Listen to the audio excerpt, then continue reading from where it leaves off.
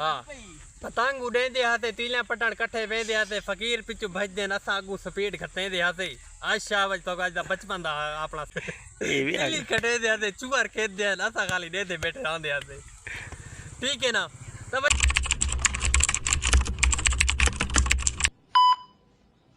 विलाकानी आज तो इंटरटेन गालिंद विच कराना समझे सो गाल को असा गाँव दी रहंदे हाथे तो को खिलेंदे हिसांदे हाथे वस्ती वाले अंदर गाली सुनेंदे हाथे वस्ती वाले अंदर गाली सुनेंदे हाथे 24 घंटे कैमरे को नपेंदे हाथे व्लॉग बनेंदे हाथे असा दोस्तां दे इकट्ठे इंटरटेन तो करेंदे हाथे दोस्त गाली करने हैं कैमरे दे बाद मतलब लोग भोंकदे हैं मतलब गल दे कैमरे दा कोई नहीं आधा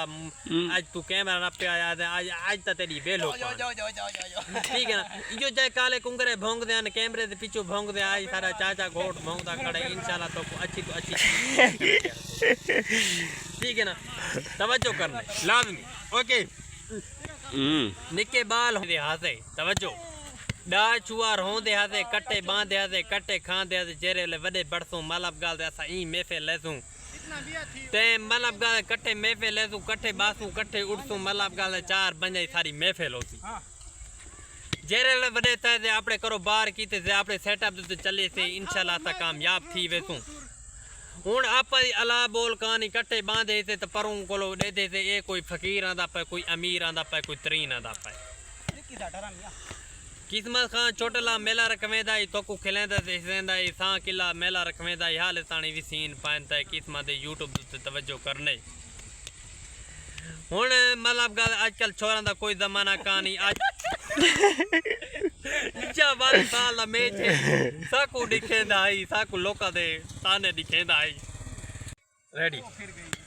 यूट्यूब फैमिली बाकी तवज्जो करने ठीक है ना तवज्जो क्या करने हाँ पतंग उड़ेंदे हाथे तीलियां पटण कट्ठे वेंदे हाथे फकीर पिछू भजदे न असां अगू स्पीड खटेंदे हाथे अच्छा वज तो अज दा बचपन दा अपना सुना दा पिया अमान ठीक है ना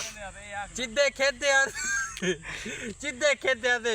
पिल्ली खटेंदे हाथे ये भी पिल्ली खटेंदे हाथे चूर खेददे न असां खाली देदे बैठे रहंदे हाथे ठीक है ना तवज्जो बोले दूजी गाल ते लुक छप्पड़ खेददे हाथे लुक छप्पड़ दे विच मतलब गल दा गानी पेरे करेंदे हाथे खले बांधी खेददे हाथे मतलब गल अगू चूर भजदे हन असां पिछू खले मरेंदे हाथे अच्छा वज तवज्जो ठीक है ना यूट्यूब फैमिली कच्चे कोटे बांधे हाथे कट्टे महफिल बांधे हाथे चार चूर बांधे हन परो कोलो देदे हन ए आ गए सरदार ए नौकर ए असाडा खान ए असा जेरे